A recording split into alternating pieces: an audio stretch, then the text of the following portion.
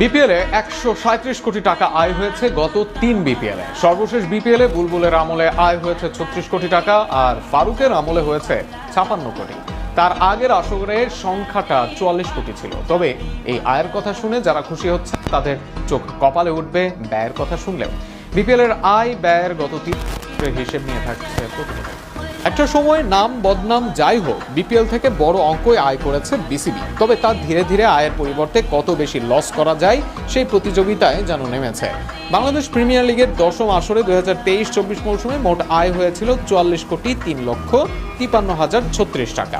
এই আসরে আয়ের বড় উৎস ছিল মিডিয়া বা টিভি রাইটস থেকে ২৪ কোটি টাকা, ফ্র্যাঞ্চাইজি ফি থেকে ১০,৫০,০০,০০০ টাকা এবং স্পন্সরশিপ রাইটস থেকে ৫,৫০,০০,০০০ টাকা। টিকিট বিক্রি থেকেও এসেছে প্রায় ৩,৮৯,০০,০০০ টাকা। তবে ব্যয়ের দিক থেকে প্রোডাকশন খরচই ছিল সবচেয়ে বড়, যা ৩১ কোটিরও বেশি।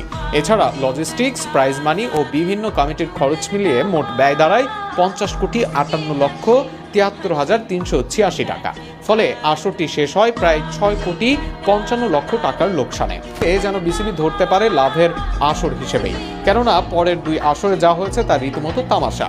১১তম আসরে ২০২৪-২৫ মৌসুমে ফারুক আহমেদের বোর্ডের বিপিএল থেকে আয় বেড়ে দাঁড়ায় ৫৬,৮৮,৯৪,৩৯১ টাকা।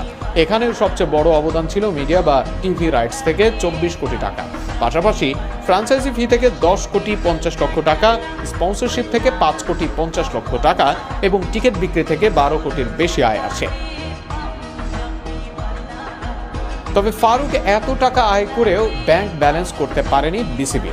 এই বছরও ব্যয় অনেক বেড়ে যায় এবং মোট ব্যয় হয় ৭০,৯,৪৫,৫৬৪ টাকা।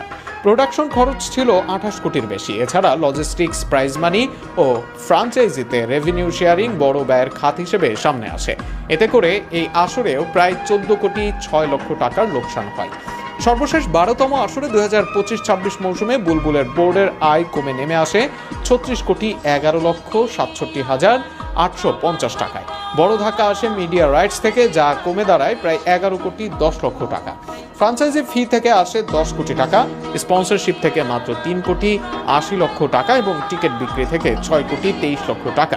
তবে ব্যয় কমেনি, বরং মোট ব্যয় দাঁড়িয়েছে ৫৬,২,৩৯৬ টাকা। প্রোডাকশন খরচ প্রায় ২০ কোটি টাকা। প্রাইজ মানি, লজিস্টিক্স, উদ্বোধনী অনুষ্ঠান এবং চট্টগ্রাম দলের ব্যয় বড় ভূমিকা রাখে। ফলে সর্বশেষ আসরেই সবচেয়ে বেশি প্রায় ১৯,৯০,০০,০০০ টাকার লোকসান গুনতে হয়েছে বিপিএলকে। অথচ মাঠের ম্যার মেরে ক্রিকেটের পাশাপাশি উদ্বোধনী অনুষ্ঠানও ছিল